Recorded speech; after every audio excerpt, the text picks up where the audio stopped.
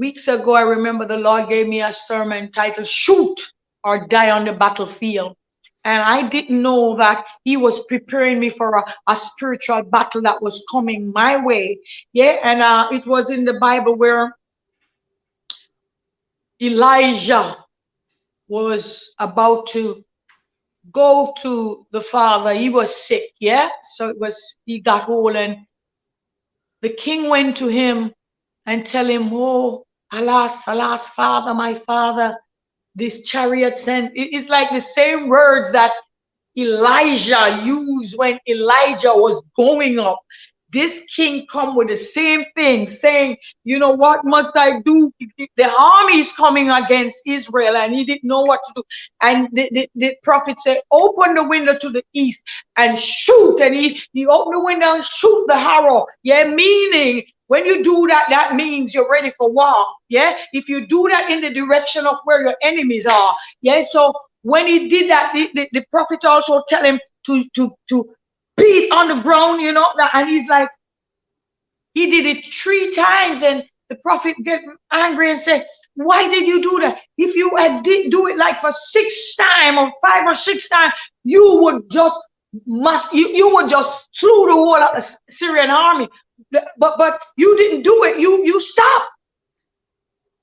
And that is why you're gonna end up in more battles. If you are you would have finished them off.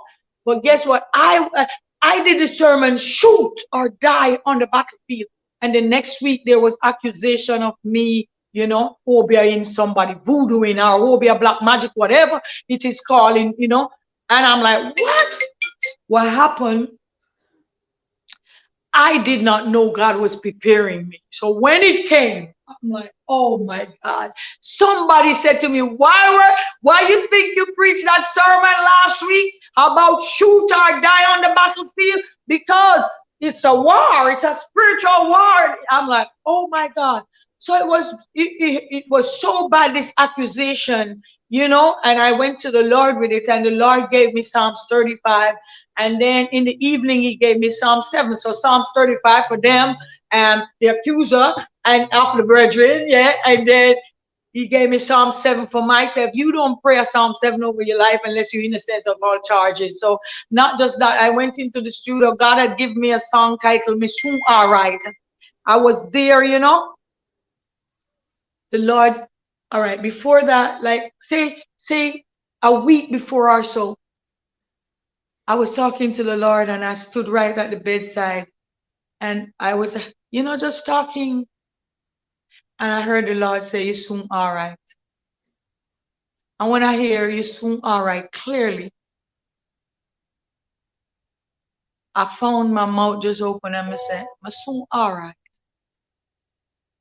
And the melody just come, "My soon all right, my soon all right, my soon all right, my soon all right. I believe in a Christ, so my soon all right. Jesus, I'm like, my soon all right." You know, but then I'm like, okay, a lot of hardship going on right now with this pandemic and thing. So when I heard the Lord said, "You soon all right," I started to sing the song, and I thought about how much, you know, people not making no money and all that. So I kind of flip it and said, "My soon all right, my soon all right, my soon all right, my soon all right. No money in our own, but my soon all right." You know, them say me pop down, but you know, my blessing it a come, so my soon all right. And everybody started gravitating to it. As soon as I came on my Facebook and start ministering one morning, and I said, everybody was writing, "My soon all right, my soon all right." So it became like an anthem. Now it's out, and everybody's on it. Up to the little baby girl singing, "My soon." Let me talk to her, Daddy. I want to sing to her. One of my friends, his daughter wouldn't talk to me all along, and every day I said, "Let me talk to her." Now she's asking, "Let me talk to her. I want to soon all right, Miss Sue." And it's an American child. I'm like, she know the part where they Miss Sue, you know. So I end up putting a verse in that too for the accuser. And then I end up right there when I was in the studio. There's another song. It just pop up. From me born, me no go Obeah, man. No, you know, not the window Obeah, man. No iniquity, no in my hand. The fire of God is my only weapon. Hey! It was like, boom, everybody like, oh my God, yes, yes, we miss our long time in the dance hall. We want our back. I'm like, ease up. No. Back up now, back up. Oh, don't get it twisted now. Yeah, no. You know, I handle it in that way, you know, but yeah, God gave me those 2 Holy Ghost missiles. But I'm not going back into the dance hall. What I'll do, I'll put a dance hall album together. Drop that. If I'm invited to close out a sting or open a sting, I'll have a revival up in there. Because what I notice, a lot of people, they stay in between the 4 walls. You remember when Jesus said, he was sitting among the sinners, tax collectors, the thieves, them and all that. And the scribes and Pharisees always come. And they were like, why is he sitting with them? And I'm like, why is he having a meeting? He said, if a man is not sick, he don't need a physician.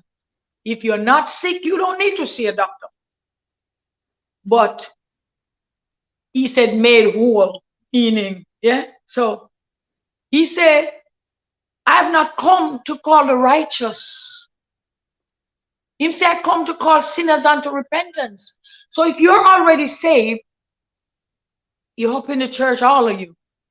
There's so many souls out there that needs to be saved. Because with your 2 new songs, from a bond and the Soon All Right, it's because why would they even decide to choose you of all people to make those accusations on, and then you already got the vision a week before it even happened? So it almost seemed like it was supposed to happen this way. Yes, and God will use the devil and his entourage to take you where he wants you to go. Look at it. I'm now returning I'm sending the missiles to the enemy camp where I was a part of, Dancehall. Some days ago, I was ministering right here, and another female in the Dancehall fraternity came on publicly on Instagram, Dovey Magnum. And Dovey Magnum was the woman who sang a song named Ball Out. And a man of God took it and turned it around. And it's like the gospel fraternities turn against the man of God. They didn't know what God was doing. So when I was on stage and they were interviewing me and asking me, I said, well, the Lord supply all our needs and give us all we need. But did he say God spoke to him? The man said, yes. I said, well, that's between him and God. That's him and God business. God will do some things that you won't understand. I saw a minister in Jamaica told me that God sent an unsaved woman to her with a warning. Yeah? So when God is doing what he's doing, just leave it alone and let God.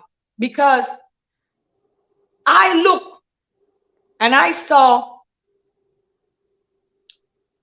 this young lady. She said, my mind is not at a good place or the right place. I need prayer. For her to say that publicly, I should call her today, and I will.